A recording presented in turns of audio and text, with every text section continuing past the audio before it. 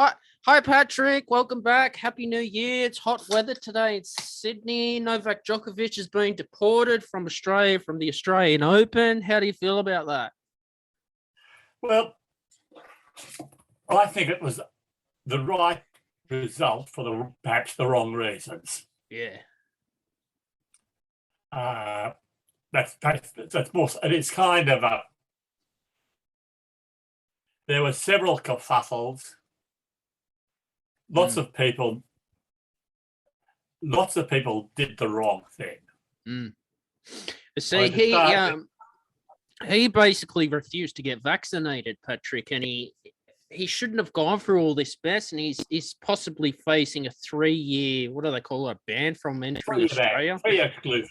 Yeah. Wow. Yeah, the thing is that one set of rules is absolutely clear. You have to be vaccinated, full stop to the end. Having had the disease doesn't count. However, tucked away in an alternative set of rules, there are exemptions for having had the disease. Whether or not they are the relevant rules, we don't know, because the actual original reason for his exclusion has never been tested. But his first case wasn't about whether or not the rules were correctly applied. The first case was about did they follow the correct procedure, because they kind of did it 2 hours early. This was going on for the last month, and 10 days. But 10 days since you arrived, it actually has been going on. But the whole question has been going on forever. And to me, there are Tennis Australia trying to work out some kind of way to get around the rules for him. It looks to me. Also has a lot to go for. Telling him he's exempt when they had no authority to was critical. Ditto Victorian government telling him he was exempt when they have no authority to. Neither of those had the authority to say you're exempt to come into Australia. Whether or not the rules about having had the disease before actually applied, I don't know, because there's apparently a letter that said so. But when I checked the Services Australia website, no such. In fact, the Services Australia website specifically excluded his grounds. And then the final result being done on character grounds is a little bit iffy. Now, I was reading Sky News as well about Novak Djokovic's case. Now, he's had to pay for his legal costs, apparently. He's now paying for his legal costs, which would have anyway. And because he lost, he has to pay for the Commonwealth as well, yes. God, that's expensive. Well, it'll only be another 100,000. Money for him. It was only a couple of hours in court. But it was such political football, Patrick. It was going on for 1 week. Yeah. Well, yes, it's as I said, there were lots of toing and froing, a lot of discussion. I think this is just a guess that the reason why eventually for Hook went on a character grounds and etc. was that there was enough ambiguity raised about the formal exclusion grounds that he should have been just shut out at the border. If the people at border control had waited another 3 hours, he would have been on a plane the next morning. Wow. That's because crazy. they couldn't have argued lack of process. That's what they argued. They didn't actually argue the validity of the case, they argued process. Yes. And the other thing is there's all sorts of complications about anybody who's ever travelled internationally knows that a visa isn't automatic entry. Visas are always subject to what happens at the border. And visas are quite distinct from medical clearances. they are actually quite separate processes run by separate departments. Mm-hmm. And that's the other thing. So it's one that's interesting. The funny is how is he going to get into America or England? Yeah. Both of whom have several. America has the same rules as Australia, essentially. But the American happens at the end of the year, so he probably by then thinks it'll be over. But what about I believe New Zealand? Well, he doesn't want to go to New Zealand.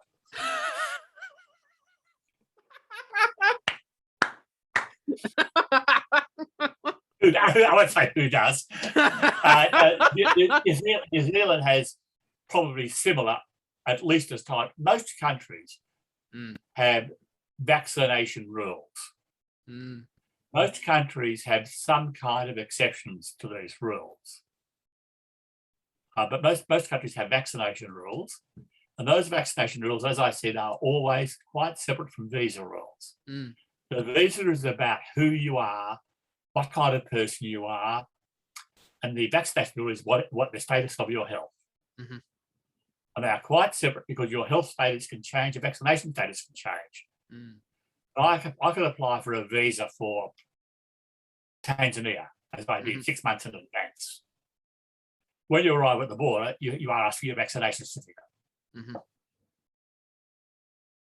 Easy as that.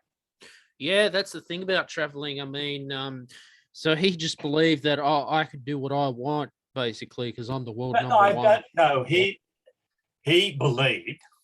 I'll rephrase that. He was encouraged. This was the thing. He was encouraged and facilitated by people who said, yes, you can, yes, you can. So his major fault is not being vaccinated. His secondary fault was believing that not being vaccinated, he could still get work and end play around the rules.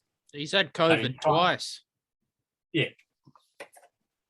Which proves very quickly that it doesn't stop you getting it. Yeah.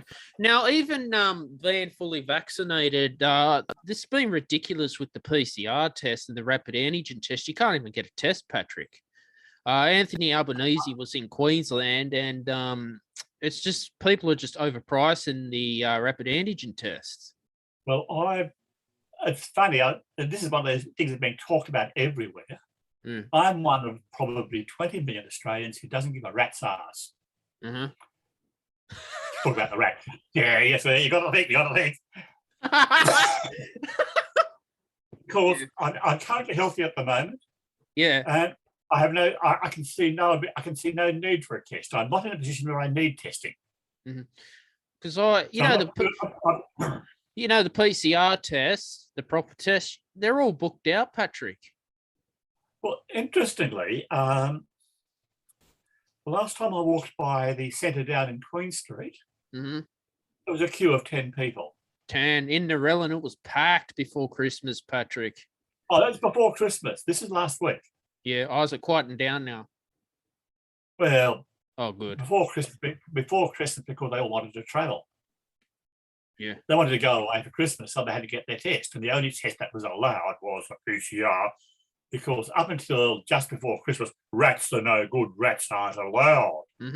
That's one of the reasons why they don't have that many rats, because we're not going to let them. They're not good enough.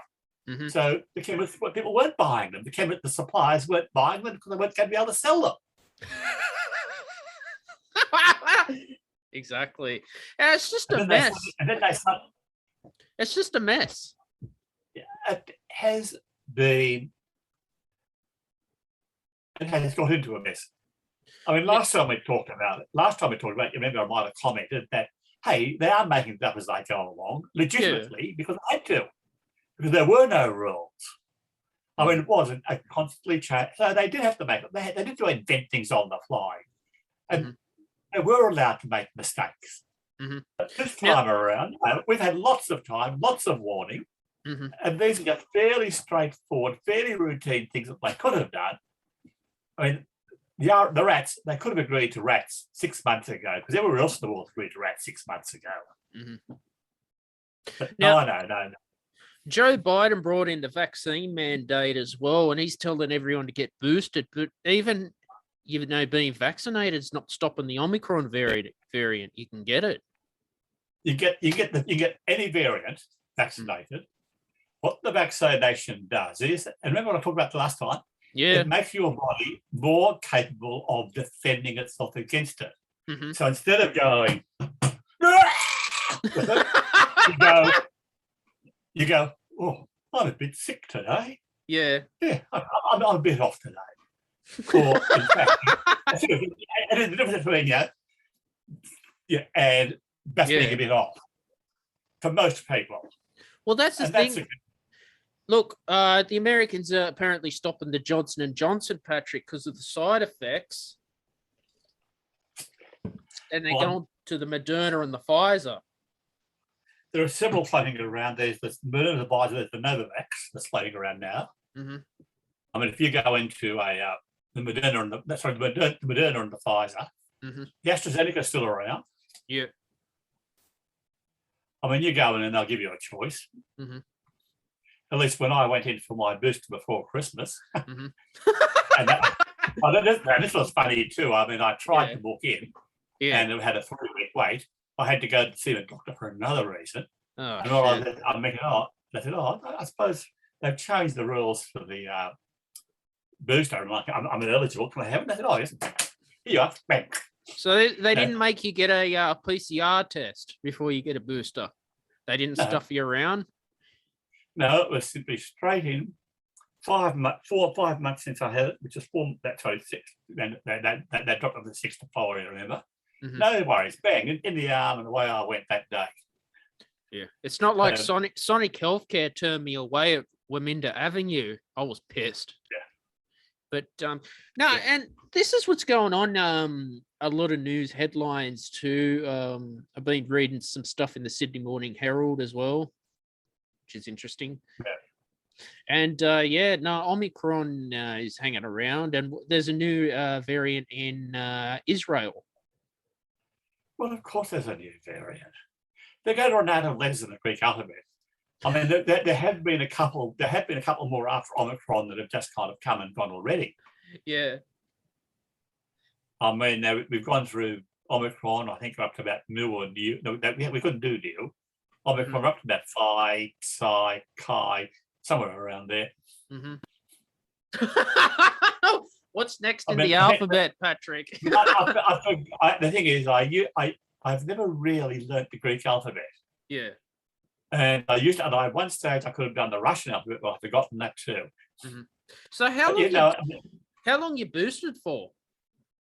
Well, how long was the piece of string?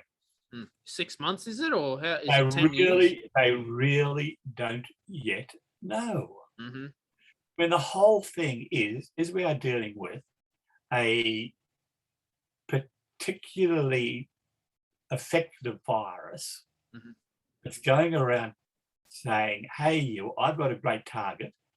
These things called human beings are a great place for me to live in. Oh, they've worked out how to get to me. I better change it. I'm going to come out and have another go at you.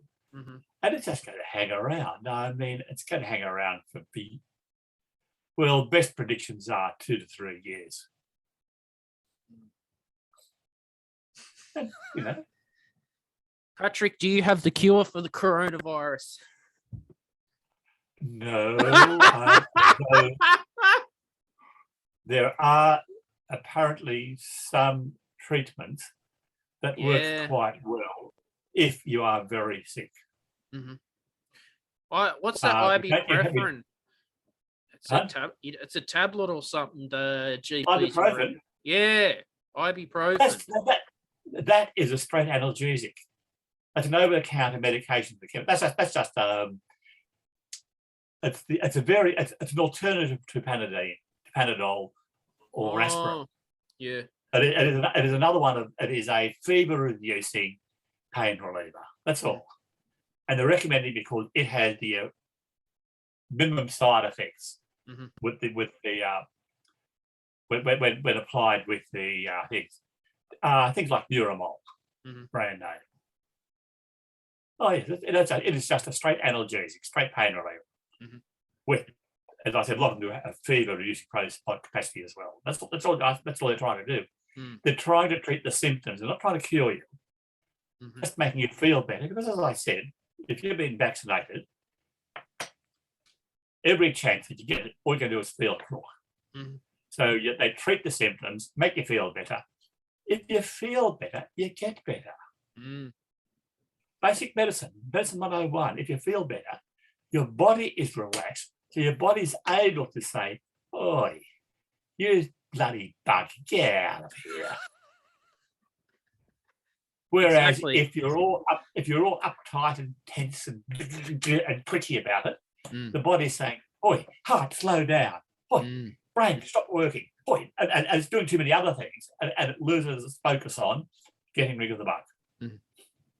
Exactly. That's very simplistic, holistic medicine. Now, do you reckon there'll be natural medicine and natural cures for COVID as well in the future? Oh, define natural.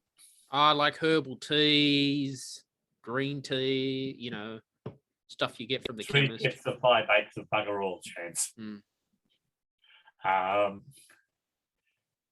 Any alternative medicine that works is by definition a medicine. A couple of good examples. Aspirin was derived because people found chewing willow bark helped cure headaches. And they extracted from willow bark the acetylsalicylic acid, or those products, and that became aspirin. Morphine works. Heroin works as a pain reliever. It's accidental. Are they natural? No, man-made. Well, no, they're not. They're not. They're natural. Well, aspirin was originally natural. They might make it now, but if they make it now, it's still chemically identical to a natural product. Literally, there's no difference between it and the natural product in what it has in it. Heroin is still manufactured from opium. You can't make heroin. They don't synthesize heroin yet. What about marijuana? Marijuana, interestingly, they have apparently synthesized the THC, which is the tetrahydrocannabinol, which is the active ingredient that makes you get high. Apparently, you can get a synthetic marijuana-like stuff. But if you want to get the medical value from it, you don't want that. What you want from marijuana are the cannabinoids, which is another substance altogether, which don't make you high, but are also found in the same plant. Again, I mean, this whole thing about natural. If you think about it, to say that something naturally is curing us is the height of anthropocentric arrogance. I'm using both that phrases correctly because if you think about it, that particular plant had that particular property for that plant's own survival. That plant's purpose in being, it develops this property to make itself work better. Nothing to do with people. And the fact that it happens through accident to work for humans, using it totally against its original natural purpose, isn't natural. You're using something against its original purpose. Well, it's arrogant to say it's natural, that nature means us to use this. It's arrogance. It's putting human beings at the absolute center of the universe and saying the universe is designed to make life better for us. Now, because marijuana is a natural plant, Patrick, but why is it illegal? If it's from nature, I don't get that. Lots of things from nature. As I said, heroin is from nature. Or morphine is opium. Opium is a natural product. No, just because it's natural doesn't make it good. The reason why they ban it is a little bit irrational to some extent, but it has side effects. Yeah. Makes people behave a little bit irrationally and things like this. So the only reason why they don't ban alcohol and tobacco is that they know that it wouldn't work. They've tried banning alcohol, and it's also natural. Don't forget, alcohol's natural. It is. Alcohol is simply the product of plants and yeast combining to form alcohol. Sugar and yeast making alcohol. That's where it comes from. It used to be illegal in the United States. I know I said they tried for a few years to ban it, yes. And because it had such a huge basis in society, they couldn't get rid of it. I mean, they're doing a different job with tobacco.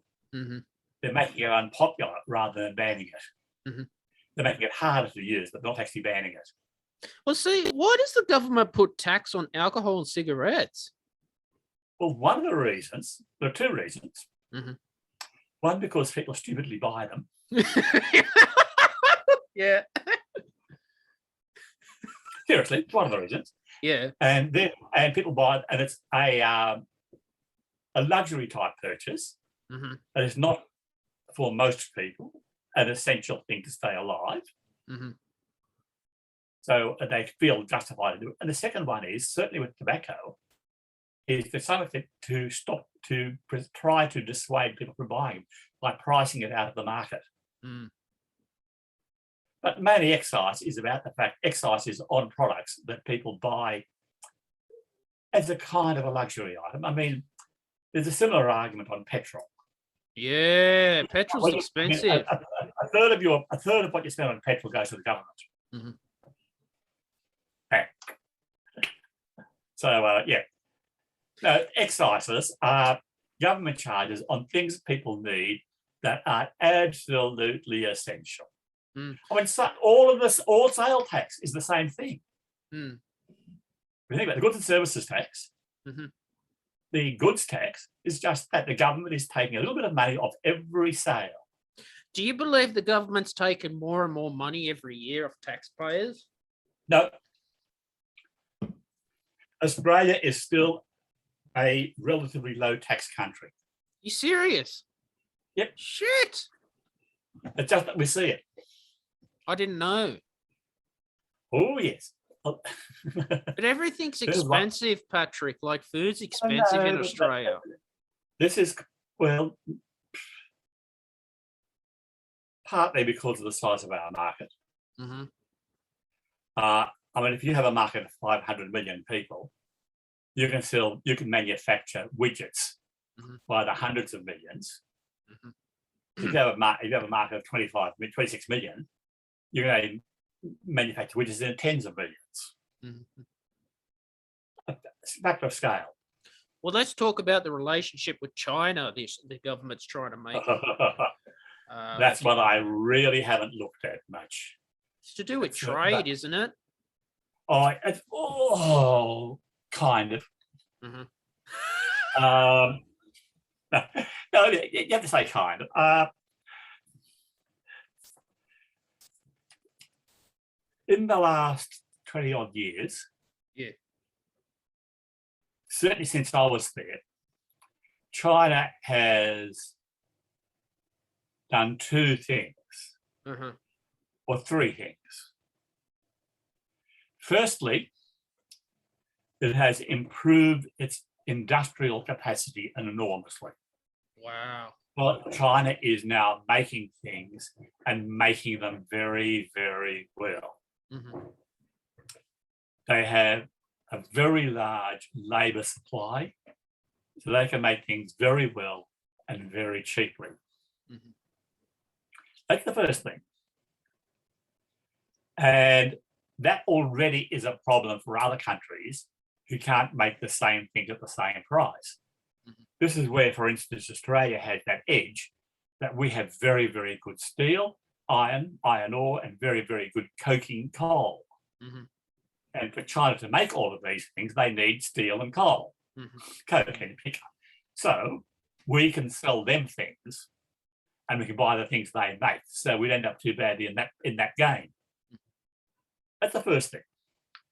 So already you get those issues about trade. And that's where the second thing is that the Chinese government has become, weirdly, more authoritarian than previously. It has become more of a single, very, very focused, very, very authoritarian dominating state. What's happening for instance, in Hong Kong is not very nice. What's happening out in Western China, southwestern China, is not very nice. These are people who dare to be different. And China doesn't like, and although in doing this, China is simply following what they've been doing for the last 3,000 years. China's always had this very strong sense of a central authoritarian government. And basically the current government is doing this, but there is this niggly feeling that they are getting into the expansionist mode. They're trying to push out on it and taking over other places. There are whole issues in the Indian Ocean around the North Philippines area and western. There are islands and things, places where China is putting people on islands that don't necessarily belong to them, things like this. So there is that whole China expansionism. And then there is is that communism? Well, it's called communism. It is essentially a centralized authoritarian government, which was originally very strongly communist. But China now has a very strong, that China has millionaires. And true communism doesn't have millionaires. Yeah. China's buying land in Australia, Patrick. But no, Chinese are. Oh, There's a difference. Gotcha. And there's a third factor, and this is that because of its size and its capacity, China's also got a reputation for being a bit of an ignorer of other people's and other countries' rights in intellectual matters, copyright and things. China is now the home of the fake. You get fake. China there's all sorts of issues about Chinese taking software and things like this. Oh, don't they ban Facebook and all that in China and create? Oh no, that's another story. That is part of the authoritarian structure.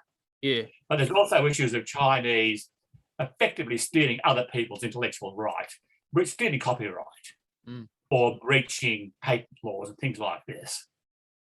There are all sorts of issues like that of individuals in China or companies in China quite blatantly flouting the rules that govern good behaviour in this whole thing of intellectual property about what rights you have. I mean, you have copyright over your songs. There are Chinese who would believe, we're allowed to just take Stephen's songs, change the word in the title, and call them ourselves. I'd be pissed. Exactly. So there are all sorts of issues like that. So how do they get away with that? Well, it's a bloody big country, more than anything, and they have a government that tends to be a little bit relaxed about it. The thing is that they get away with it inside China because they're allowed to. Simple as that. So this is where all of these issues come. And that's kind of background. And then you've got these things that the current big ones are things like Australia annoyed China recently. I'm not sure what they did. They agreed with America, or they said something about, I think they said something like, we should try to find out where the virus started from. And we should be able to check Wuhan out, something like that. And that upset the Chinese. So the Chinese suddenly decided that certain Australian products were being, to use a technical term, dumped, being sold in China at less than cost. So we will put taxes on them, back to excises. That's not the reason for excises. So they took things like Penfold wines and put 150% tax on them. Shit. On the claim, and the fact that they were selling in China at the same price as selling in Australia, otherwise they said no. And this was simply punishment for us daring offend them, for us challenging them on various matters that they thought we weren't doing. So this is where the trade aspect comes in, that some of these things, they are using trade as a weapon. Do you think there will be a World War III with China and Russia pairing up with each other? Because they're two big countries, Patrick. God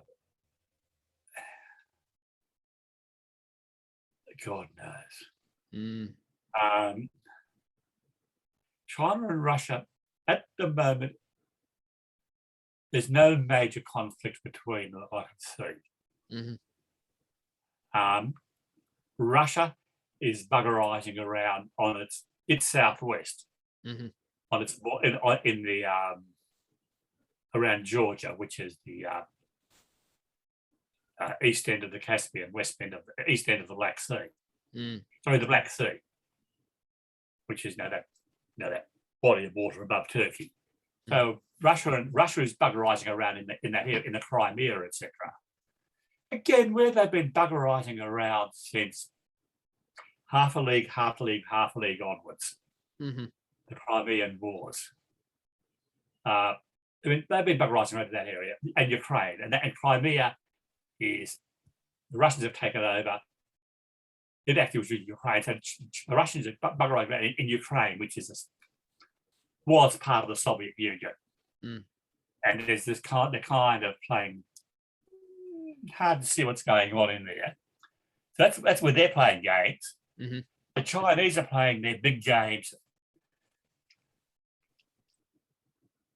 internally in the West with the Uyghurs and the Muslim people around. Getting down towards India, that's where that's China and India are having face-offs. But India is also having face-off with Pakistan, so it's not going to get involved. It's not going to commit itself. And the other one China is playing silly games with is in Taiwan. Because Taiwan kind of declared itself independent from China just after World War II, when Chiang Kai-shek, who led the alternative to Mao Zedong's model, took his government to Taiwan and said, "We are China." And one of the problems is that Taiwan, when its original thesis was that it was China, they were the valid government of China, which is hard. Yeah, it's China, and there are all sorts of issues arising around how do you handle Taiwan without radically offending China. How can you say, I mean, things like the Olympics have all sorts of fun and games. Yeah, it seems to me you can't offend China even in music, Patrick. They censor you. Well, the thing is, they have trade power. That because a lot of stuff is sold into China, they can simply say, "Oh, you want to sell stuff to us? We're going to take half of what you sell it for. Bad luck." Things like that. So it's all very. It really is one of these non-trivial, and things like music. As I said, they got a finger in every pie. And the other one is that Chinese technology is everywhere. I mean, they make virtually they make virtually half the chips in the world. Things like this, and there are all sorts of issues with a lot of the Chinese technology companies that, even though they're nominally independent, if they're Chinese, still come under Chinese law, which says, "Oh, if we tell you to, you've got to do this, that, and the other for us." This is where the whole what's his name? The phone company, Huawei. Huawei. Yeah, Yes. the whole Huawei issue arose because the issue was would Huawei, if they were told, tap Australian telephones on behalf of China. And they could do that automatically, not without a warrant. Well, if they're running the network, if you're running the network, you can do that. Well, that's taking it to the extreme. But that was the kind of possibility that was being argued about. That's why Huawei isn't in the 5G networks. Yeah, they're not popular. Huawei. Not popular with certain people, but they made good products. Yeah, they worked well. I mean, we've all had Huawei. We've all had Huawei stuff in our places. Whether you know it or not. Huawei's been in your life. Yeah, I prefer Samsung. Probably yes. I wouldn't be surprised. A couple of the early Telstra mobiles were Huawei. Yeah, Telstra's making them. No, it's yeah. It seems to me China wants to control the world, Patrick. Well,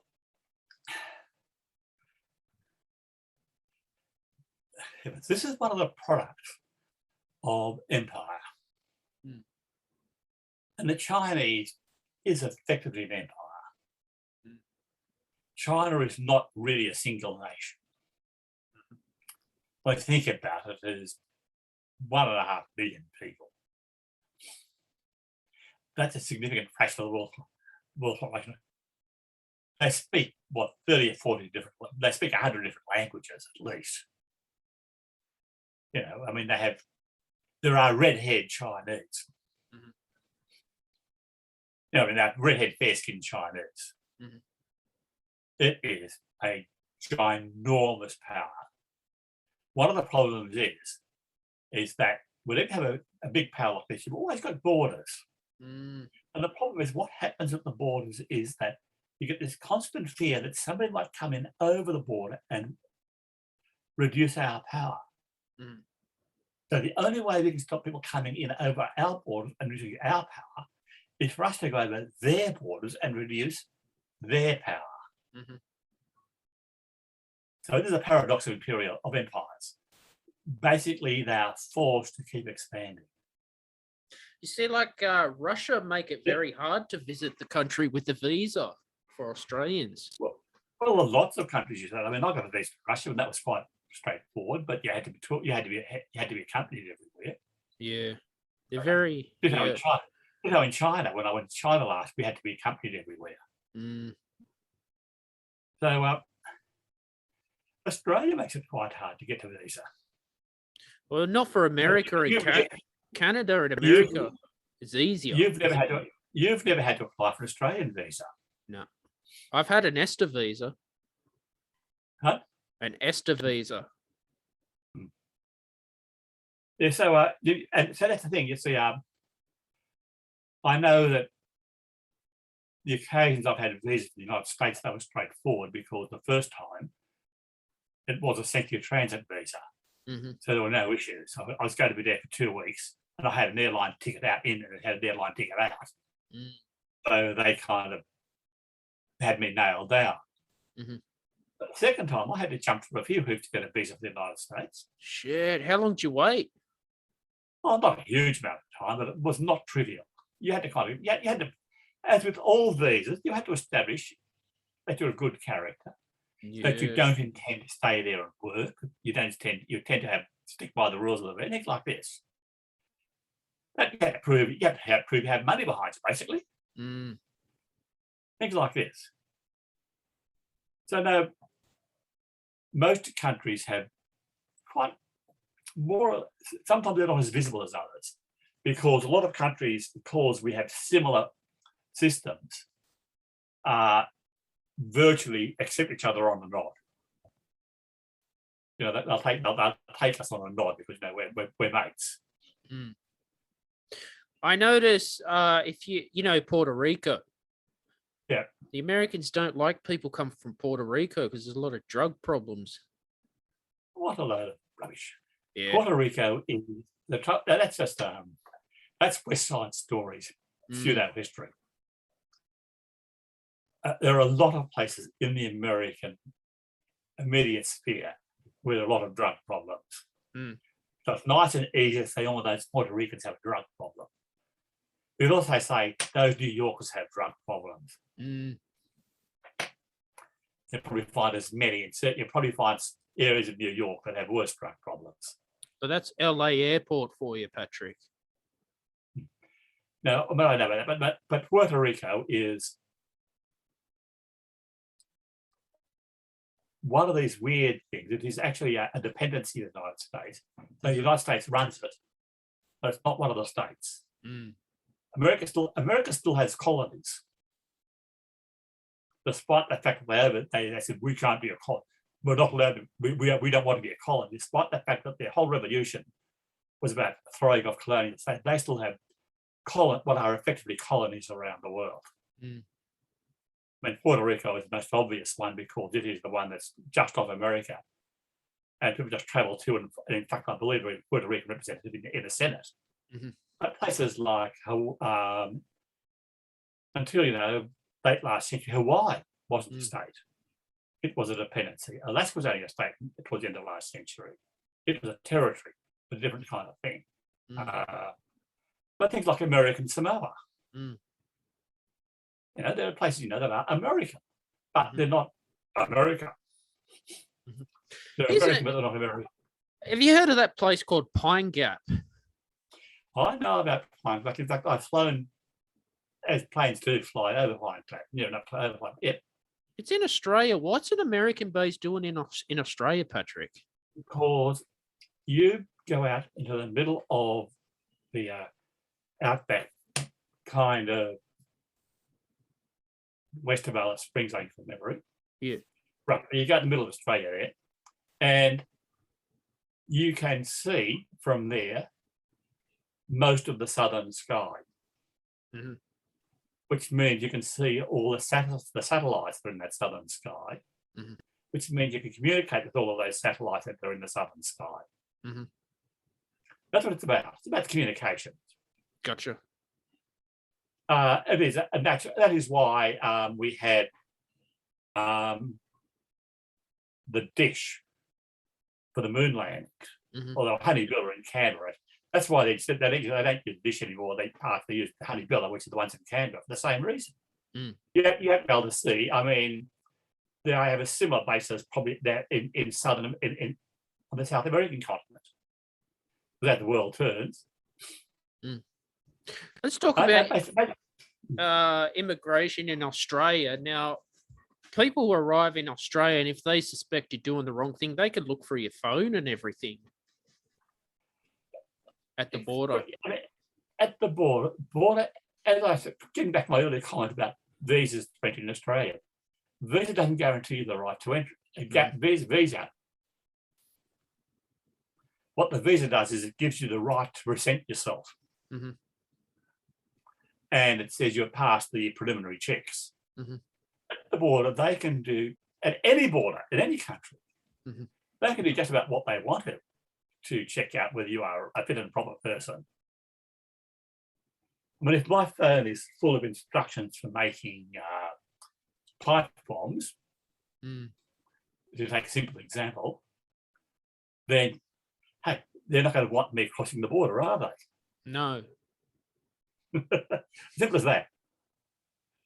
If my phone is full of naughty pictures, then I'm not a very nice person.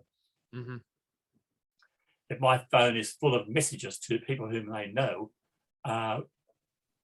nasty people, known terrorists, then they're not going to want me in Australia. So basically, they're conducting very thorough checks. Now, border checks are probably the most intrusive checks that are permitted by law anywhere in Australia. They're one of the few places where they conduct full body searches because they believe they have half a reason.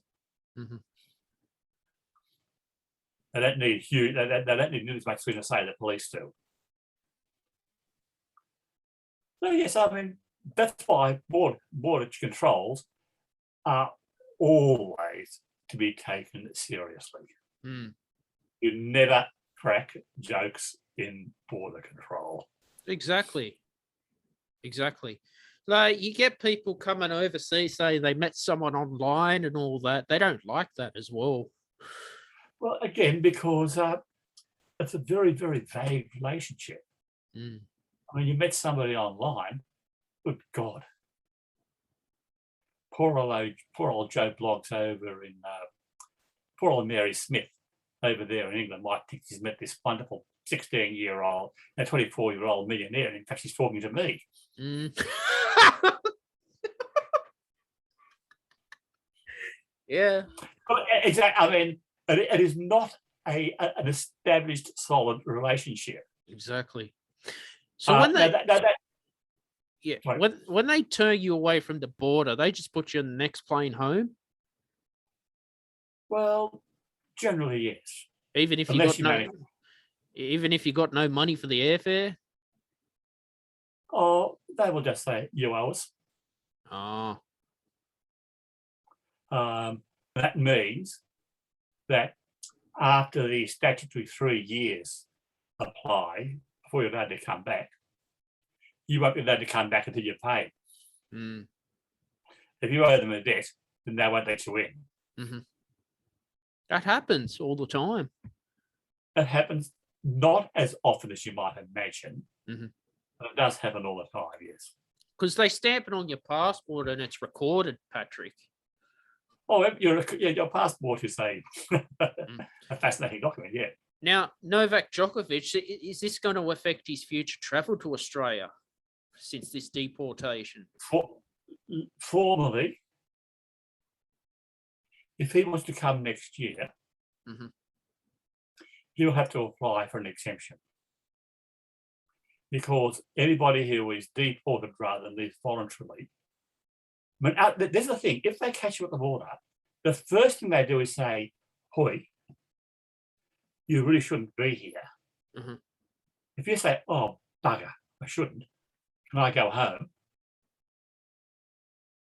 You're allowed to go home. Yeah. And there's no black mark against you. Mm-hmm. But if you say, "Oh, yeah, well, I've got to stay anyhow," yeah, then, and they have to deport you as a Djokovic, then it's just black letter, 3 years exclusion. So at the moment, he is not allowed in Australia until 2025. Wow. We could see what happens over the next 12 months. Yeah. He would have to change his attitude. He would have to change his attitudes a bit to get an exemption. What's an exemption, Patrick? Well, exemption is just that. An exemption means you don't have to follow. You are allowed. You are exempted. The rules don't apply to you in your particular case. Mm-hmm. Now, in the Djokovic cases, his first claim was that he had an exemption, a medical exemption from vaccination because he had a positive test, which meant that he had a natural immunity or some such thing. That's one kind of exemption. That's an automatic, but there are also exemptions allowed according to cases. For instance, the minister mm-hmm. could have decided that even though he wasn't eligible under the general rules, because he was important enough, they could let him in despite the rules. An exemption means the rules don't apply to you. I honestly believe, Patrick, he should have been denied before coming to Australia to save all this headache. Now, the problem was that, as I said, the visa and the medical certificate are different processes. Mm. And medical certificates are checked at the border because your vaccination status can change at the airport. Mm.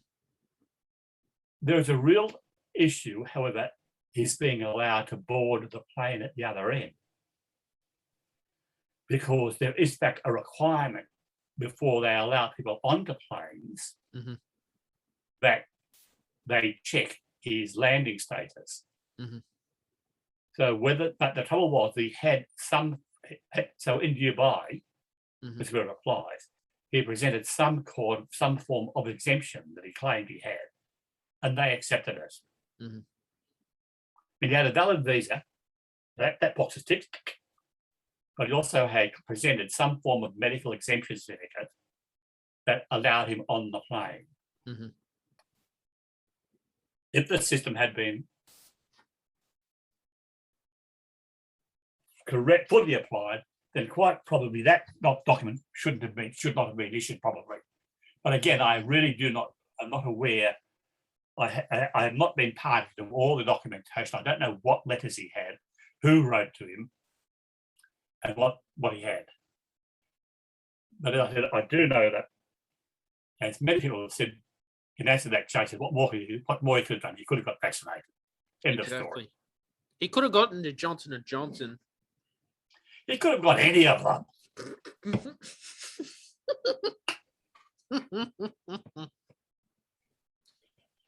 Yeah, but except that if he got Sputnik, he wouldn't be allowed in because it's not recognised internationally. You serious? The Russian shit. The Russian one isn't recognised internationally yet. Jesus some of them are, some aren't. Yeah, that's complicated. Oh, and again, you've got it in one. You've got it in one. No, it is complicated.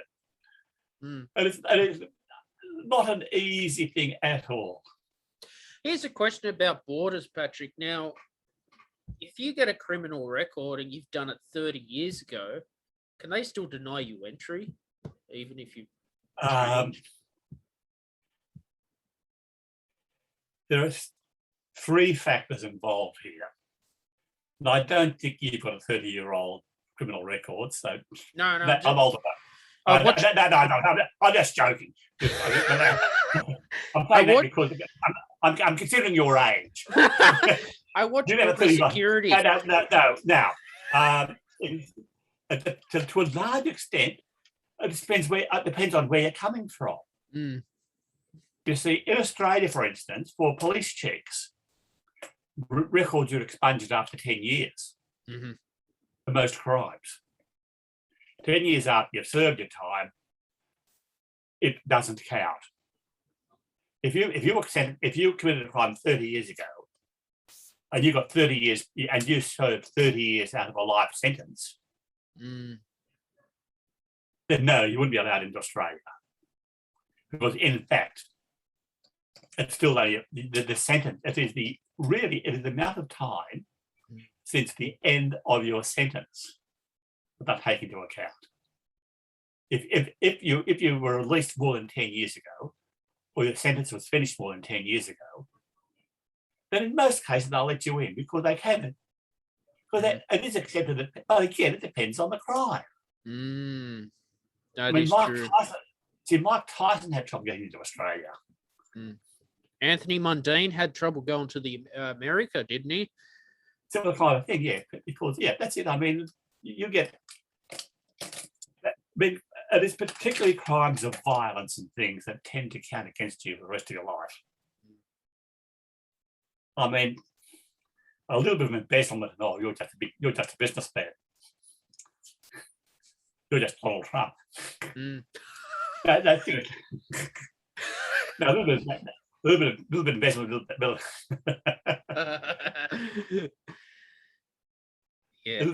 of investment. So, but basically,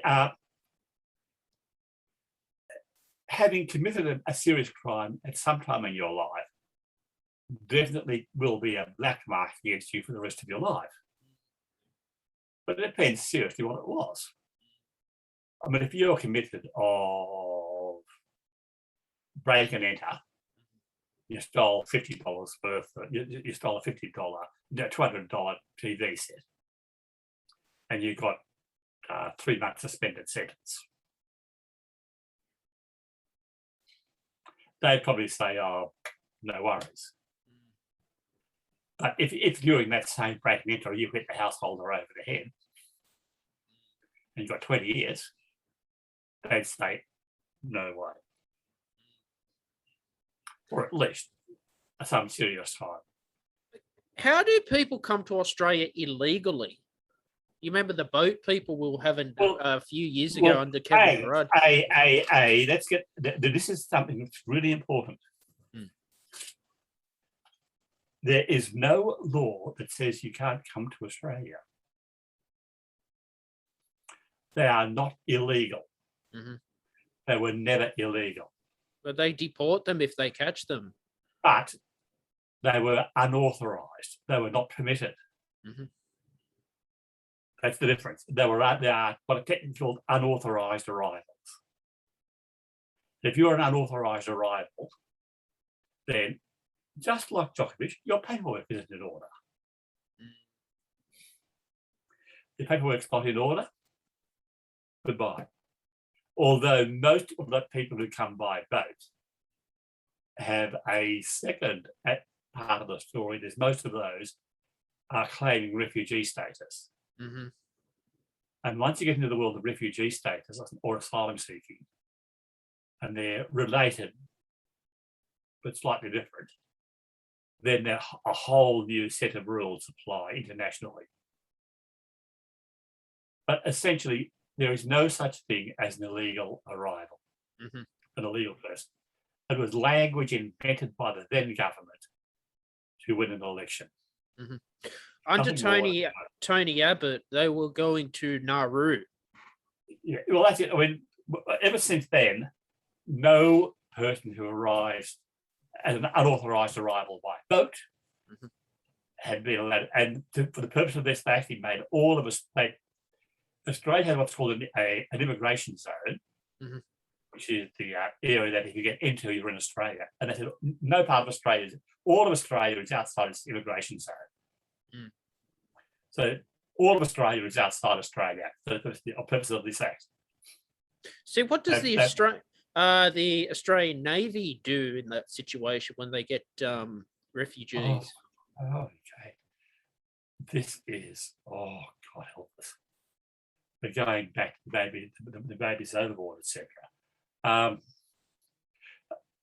The instructions are to turn the boat back. If I see a boat at sea, the instructions are to say, kill the boat, go back where you came from. And they're not allowed to sink it. What happens if the boat sinks? What can the Navy do? Take the people off it. And do they take them to Nauru, or what's the government? Most of this happens in the Indian Ocean. They go to Christmas Island usually. That's why there's that facility at Christmas Island.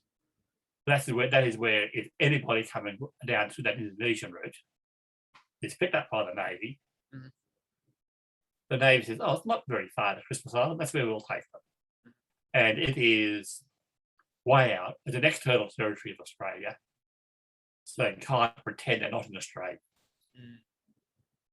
And then from there, they shift them to an offshore facility, which means to another country. See, in Africa, they have a problem with pirates. That's another story again. That's the Northeast Africa, off the Horn of Africa, But the British SAS are always going to Africa for some reason. Oh, well, they go there for lots of reasons.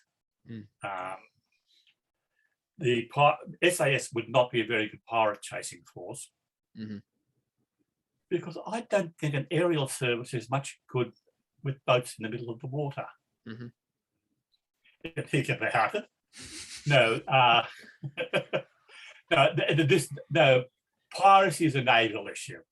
Yeah. And there are major Navy forces from around the world, in and around that, from the Arabian Gulf down the east coast of Africa, probably as far as the end of Ethiopia. Now, quite visits down that east coast of Africa because what's happened is over the years, a lot of people who were boat people of one sort or another by trade, small scale fishermen, etc., got themselves driven out of work by the big factory alternatives, when a factory trawler comes in and goes, I've got all the fishes. The poor little local fisherman doesn't have a chance. All this fellow knows is boats. So what else can we do? Oh, there are these very rich people out there sailing across. We've got boats. Let's go out and take something off them. It doesn't justify it, but explains it. It is actually a result of a lot of history of the rapine, the seizing of resources, etc. Mm. So again, we can't say they're entitled to do it, but we can say, oi, there is a reason behind them doing it. So and that is a native problem. The thing is, a lot of Africa is quite heavily disturbed. Another thing is there's still quite a lot of Africa that is very English. Mhm. When despite the decolonisation, England is still quite a powerful force to a lot of East Africa. And when I was in Kenya, there were still army troops, British army troops, wandering around Kenya, as that's working with the locals, as training and supporting and things like this. Because English-speaking Africa is essentially English, and there's a hell of a lot of it. So let's speak about Africa. Their healthcare is very bad. When you say Africa, which one of the 42 countries are you talking about? Good question. Zambia, Tonga. I mean, there are over 40 different, and they're all different. Africa, it's like saying, let's talk about Europe. Their healthcare is great. Yeah. No, but they're always... seriously, we are hearing about. The thing is, Africa is a large continent, fairly deep. Parts of it are quite densely populated. Again, had that same issue of the rapine of resources. A lot of these countries that were resource rich are no longer resource rich. A lot of them are left in a very unstable state as a result of poor decolonisation. So they've had bad governments. They've had despotic governments. So most of the troubles in Africa come from bad governance, poor governance. Because most of those countries in Africa that are having problems are a result of poor governance, most of which comes from the results of poor decolonisation from the various colonising powers, because some of those... I think I'm watching too many movies, Patrick. Yes, that's true. But okay, but at the same time, I would not want to be anywhere on the African continent right now in terms of COVID. I mean, possibly some of the wealthier countries. I don't know how Kenya's going, for instance. I haven't looked it up recently, but some of those semi countries that kind of have gone through the worst of it. But over the years, they tended to get despots, single rulers. They went from being democratic to being autocratic and things like this. Partly because partly because in the colonised days, they didn't have any democracy, so there's no modelling of democracy for them. Why has Africa always been a poor country? It hasn't. Hasn't it? Africa's had some of the richest countries in the world. Okay, admittedly it was flukes, but about the same time Australia was becoming one of the richest countries in the world, so was South Africa. And for the same reason, gold. There are countries like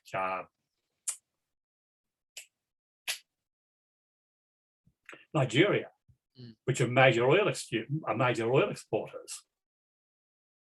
You should see the highways in Cameroon. Oh no, Africa is not. It is not intrinsically poor. It is a lot of poor management. So you get, and it's as I said, it's big. There's a lot of it that's pretty rough place. I mean, what is now the Congo, which was then Zaire, where I drove through it was effectively jungle. You've got 10 metres off the road and you would have needed a machete to walk. Mm. You know, it was as dense as this. You know, it really was, you know, just undeveloped. Mm. Because you had local communities historically living off their local resources. Mm. And most of them actually living moderately well. But you throw a despotic government in, you throw in a few taxes, you throw in a little bit of allowing any infrastructure to fall down, and all of a sudden, all those little communities stop being self-sustained and become impoverished. Mm. But I saw very little signs of starvation. Mhm. I didn't see starving people. How long ago were you there? This was quite some time ago. We're talking 92, 93 the last time. Mm-hmm. Let's talk about, because these countries have had problems with kidnapping and what do they call it when they sell your limbs? They chop it off and they sell it on the black market. Mexico's got that problem. And again, it has happened. Mm-hmm. It is not a problem. It is something that happened. Same thing, poverty. Mm. Yeah, I mean, kidnapping happens everywhere. It happens particularly where you get rich people near poor people. And don't forget, you've had some very spectacular kidnappings in the United States, in Australia, in England, you name it, anywhere in the world, there have been quite spectacular kidnappings. But in a lot of these places, but there are parts of Africa where I would be seen as an immensely wealthy man, not that I am, so I'd be a target.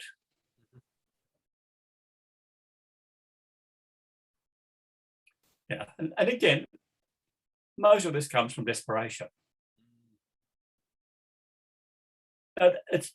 These things happen, and there might be some areas where they are a problem, but not in Africa. As I said, which one of the 41 countries are you talking about?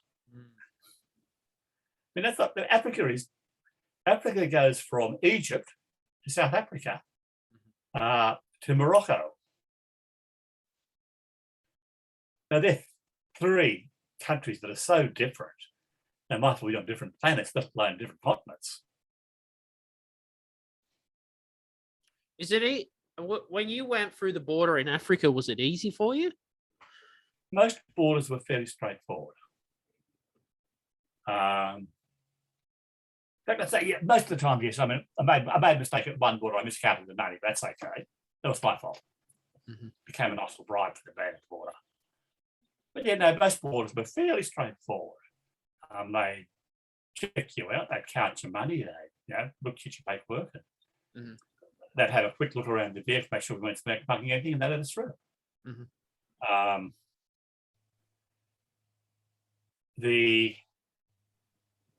trying to think where in my travels, a couple of times I've been slightly delayed, but nothing radical. But the funniest one was when I was doing the overland trip from Kathmandu to London, coming from Afghanistan into Iran. Mm. Now, Iran was still at that stage under the Shah, and it was highly westernized, wealthy, and very, very proper. Mm-hmm. Afghanistan was, at that stage, still in one of its genuine independent stages, mm-hmm. and rather relaxed and rather wild and woolly. So there were certain issues with things like marijuana coming across the border, and that border was the border where you'd expect it to be checked. Mm. And there were two buses, the bus I was on and another bus arrived. We got through the border in 50 of us, 28 of us in the drive, but through the border in just over an hour, which is a couple of minutes per person when you think about it. Not slow, not far, not slow at all.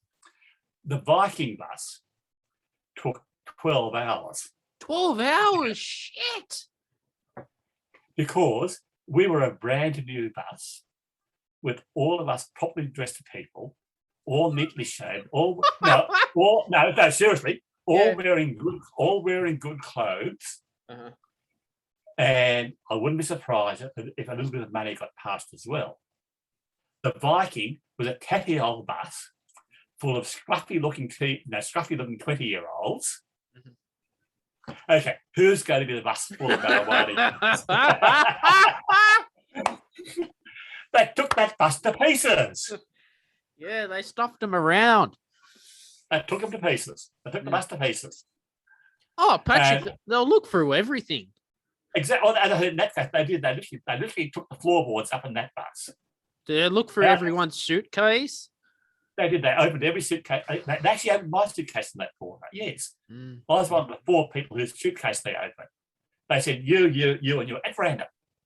Although I was bearded, so it could have been that. Oh, man. I don't know. But nevertheless, they picked 4 people almost at random. Don't forget that at the Sydney border, they pick people at random. Everywhere.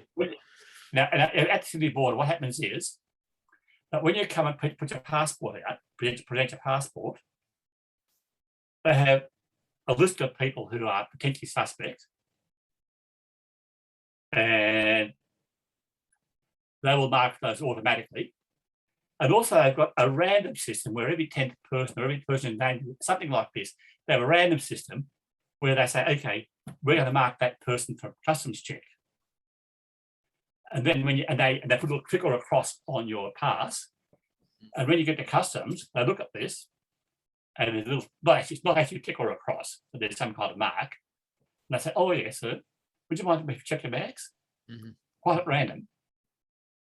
Or sometimes might check your bags because the person at the first point had you on the list, or the customs fellow might say, you look suspicious. Mind checking your bag, sir? So they'll, and this is what happened to me at that border. They just picked 4 people at random, and I was one of them. Were you scared? No. Intimidated? I knew there was nothing in it. I just said, okay. That's happened to me. It happened 3 times to me in my travels, and I crossed a lot of borders in my life. The problem is some of these border people can just be rude, arrogant. Oh, well, again, they can be because they have a lot of power. But very rarely did I find that to be the case. Don't forget that it's a pig of a job. When you think about it, your job is to kind of keep checking people out, and you've got to be a little bit distrusting, and you do have a lot of power. So one of the answers is you don't joke, but you're polite and you smile and you say thank you. You say please. Seriously. Yeah. All of these things help you get through borders. Just simple manners. If you come up expecting to be let through because I'm the Queen of Sheba, every chance that you'll get the back of that border person's back up, and you will take time. If you come through confident that you get through because you know you're all right, but not as well right, and you smile politely, and you answer the questions truthfully, you look them in the eye, and just keep your relaxed smile. You don't grin, you don't laugh, you don't. And that's what I found. Now, when the Prime Minister travels, does he have to go through the same process? Formally, yes. The only people who are exempt are people on diplomatic passports. And the Prime Minister might, on occasions, travel on a diplomatic passport, in which case he is exempt. If you're on a diplomatic passport, then you are exempt from border controls to the extent that they decide that you are an acceptable person. When they can declare what's called a persona non grata and exclude you. That's a serious business. So if the President Joe Biden came here, he could be deported. No, he'd come in on a diplomatic passport. Gotcha. Yeah, as president, he'd come in on a diplomatic passport. But what if they didn't like him? Can they deport him?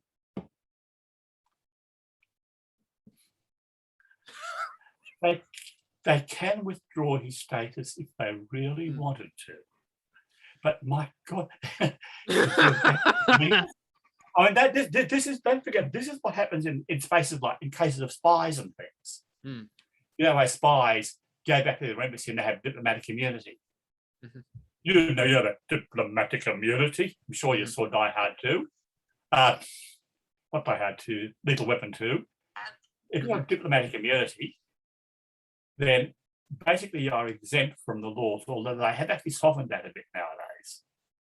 I go back to the Warsaw Convention, which made diplomats absolutely immune.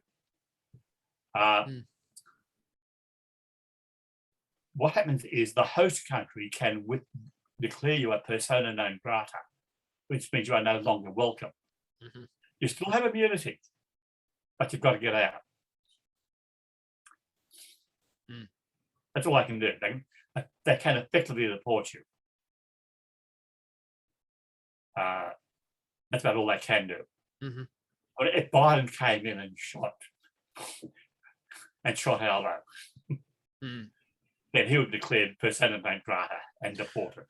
No, I say that because if King Jong-un tried to come to Australia, that'd be very messy. That would be, they would have to first of all recognise him. That's the point. You have to, and no, seriously, they first have to recognise his government, recognise his status, and then they'd have to invite him. Okay. Because diplomats are one thing, and although Joe Biden would have a diplomatic passport, as heads of states are not. All sorts of funny rules about these, I believe. My fair understanding is that he's not permitted to just come in. He has to actually be invited. Because you mentioned about Afghanistan. I know if you're coming back from Afghanistan to Australia, they're going to question you as to why you were there, the border control. Very much so. Because there's all, you know, the whole war in Iraq. If you're traveling to Iraq, the government. The thing is, Afghanistan nowadays, because it's tied in with that whole Islamic uprising, etc. I mean, when I was in Afghanistan, and I would have said I was there as a tourist, and I would have happily gone back as a tourist.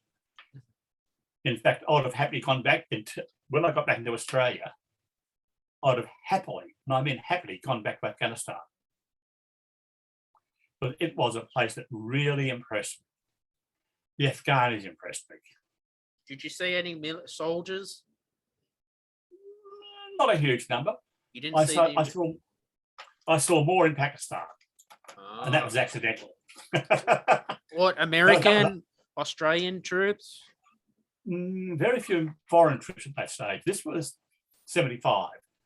And things were, and it was really, Afghanistan was then just sitting at that stage, just quietly, as a little country muddling along between Pakistan on one side and Iran on the other, with the northern border on Russia.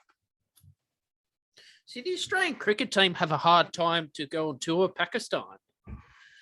Well, that was, good God, 10, 12 years ago now. Yeah, they haven't gone back. Yeah, well, that was they haven't come back for at least that now. So I think it was 1990s. They're actually going back this tour apparently. About bloody time. There were some real scares about Islamic extremism in Afghanistan. That happens. You know, it happens. So what can we do about it? You know, there were cricket tourists killed, and that's not nice. So that was, you know, almost a lifetime ago now. And Afghanistan is a country that, you know, has good people in it, bad people in it, middling people in it. That's a country. Not according to the Americans. If you're coming from those places, they think you're suspicious. Well, this is because there is this whole there are parts of Afghanistan where the extreme Islamism has taken hold. And the extreme Islamist, the extreme fundamentalist Islamist, tends to be a person who is prepared to do things about not liking Western values, and is often prepared to try to do something about it. So I can understand that. It's not paranoia. It is actually reasonable to be worried about people coming to places like Afghanistan. Yes. Even if you're an Australian citizen and you come back from Afghanistan to Australia, they're going to question you. They will ask you why you were there, and you'll be on a watch list for a couple of years, certainly. Shit. Unless you can establish that you had a good reason to be there.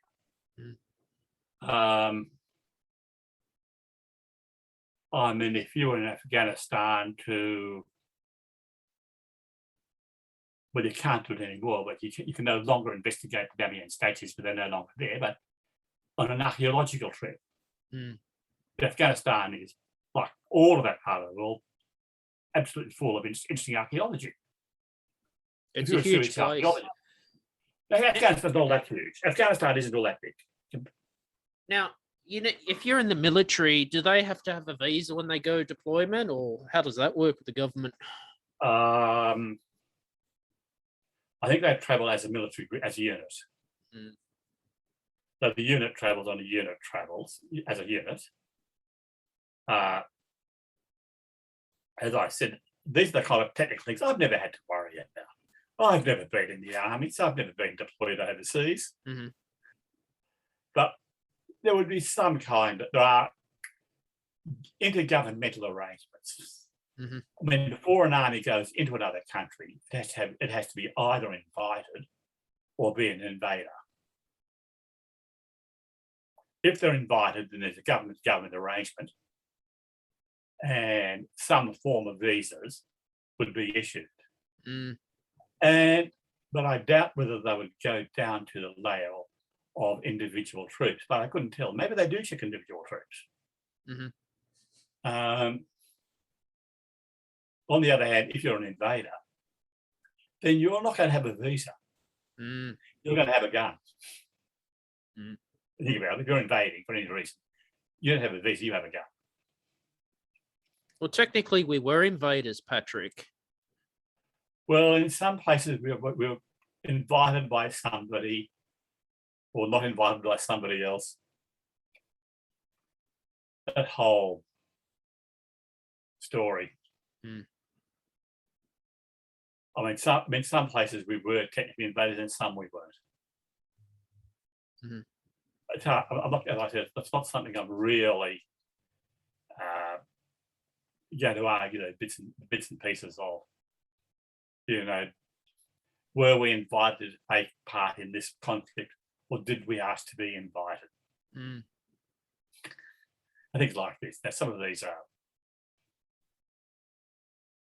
as I said, it's contemporary history of some very dark politics and some very dark times. Exactly. Confusion. They're confusion. I mean, a confusion about purpose, a confusion about, the original movement into Afghanistan was probably almost legitimate, And because bin Laden was at that stage almost certainly in Afghanistan. The hanging around probably wasn't. And as a lot of people have found out, you can't win in Afghanistan. Not even the Americans, Australians. Well, let me see. The British lost. Canadian, French, New Zealand. The British lost. The Russians have lost it. Russians have lost out in Afghanistan at least twice. Yes. The British have lost out in Afghanistan a couple of times. The Americans lost out this time. Alexander the Great didn't do too badly. He left us, but he didn't actually stay there, and he didn't actually try to rule the country all over. But he left a significant presence there. and he had a remarkable influence in Afghanistan. You know, those infamous mummy and statues were Greek. That was the original, the older, slightly smaller one was actually a Greek statue of Buddha in Afghanistan. I mean, I ask you, how multicultural do you get? So, the thing is that, okay, the bottom of Afghanistan through Kandahar, etc., is just open desert country. Now, well, you probably could do a fairly comfortable military campaign, but the whole guts, the northern stretch from Herat through to Kabul, is all the Hindu Kush, and that's just up and down mountains. You might win this side of the mountain, this side of the mountain, the other side of the mountain is your enemy. And you know, it's valley by valley, not even street by, it's street by, it's creek by creek, it's kilometre by kilometre. Yeah, it's hard country out there, Patrick. Oh, it was some very remarkable country indeed. It was spectacularly hard country, yes. And it also had a long tradition of people saying, we're Afghanis. We don't want anybody else saying you're our ruler. We're our own bosses. Go a bloody way. We'll just, you come in, we'll let you come in, we'll let you muck around and think you're winning, and then we'll just quietly cut you off.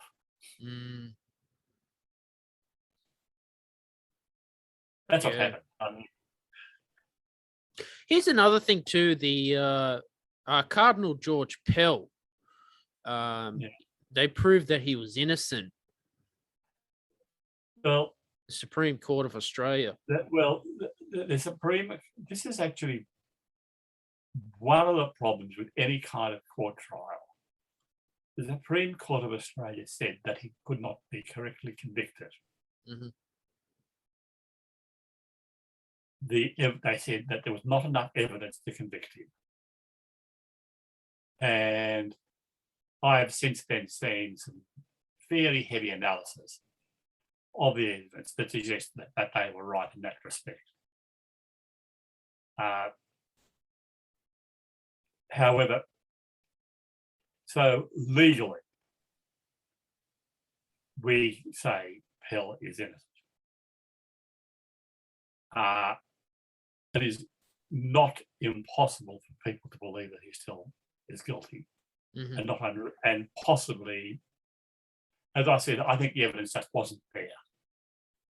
I think that what I saw, what I read of the evidence and what I read the case is that he almost certainly was innocent. This was the Victorian government setting him up, wasn't it? No, this is again a conspiracy theory. A young man came to the police with a story. The police had to follow the story up. The fact that the target of that story, I mean, this was happening a lot to other priests as well. Young men and young women would come into the police with stories about priests at various times. This particular one, that priest the young man came into, the police about happened to be Cardinal, the then Archbishop Pell, Cardinal Pell.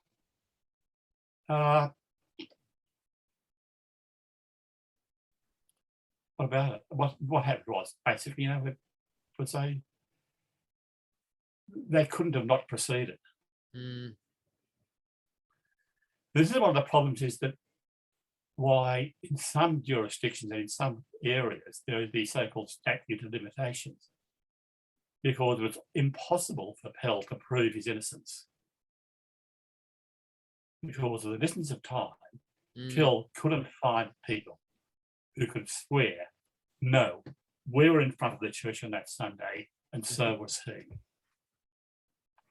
He couldn't find anybody who was able to do that truthfully.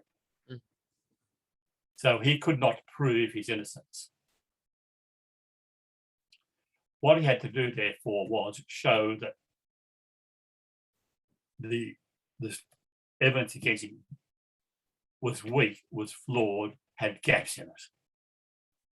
He couldn't act, he had to show weakness. He couldn't actually actively disprove. Mm. So he couldn't prove himself innocent. Mm-hmm. So the High Court didn't prove his innocence. They simply said, no, we can't say he's guilty. Mm-hmm.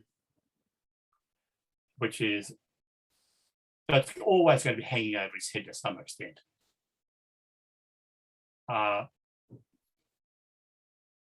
And the other thing about this thing is that because of the elapse of time, the memory of the, not calling the victim, the young man, is also suspect. People's memories of events 20 years ago are never accurate. Mm-hmm. Simple as that. Particularly major events, traumatic events, you do actually alter them over time in the memory. So again, his accuracy of memory, which was one of the reasons for conviction, to me, is in fact a very good reason for not convicting him. Mm-hmm. Because the memory as accurate as that is almost certainly, at least partly, deconstructed. Not deliberately. There's no fantasist about it, it's simply the way the brain works. Over time, the brain retells the story, maybe combines different events into one. That's probably the most plausible thing, that the young man almost certainly was attacked, but quite possibly on another occasion. But he combined the big event with the big event. He combined two big events in his life. Exactly. Patrick, this was a great episode with you. First time we've done this on video, by the way. This was awesome. Are you still at St. Vincent de Paul's? Oh, very much. Are you going back yet, or what's happening with you? Oh, yes, we've been back for before Christmas. Mm-hmm. A couple of weeks before Christmas, we went back. Mm-hmm. Oh, yes, no, just rolling along as always. Good on you, Patrick.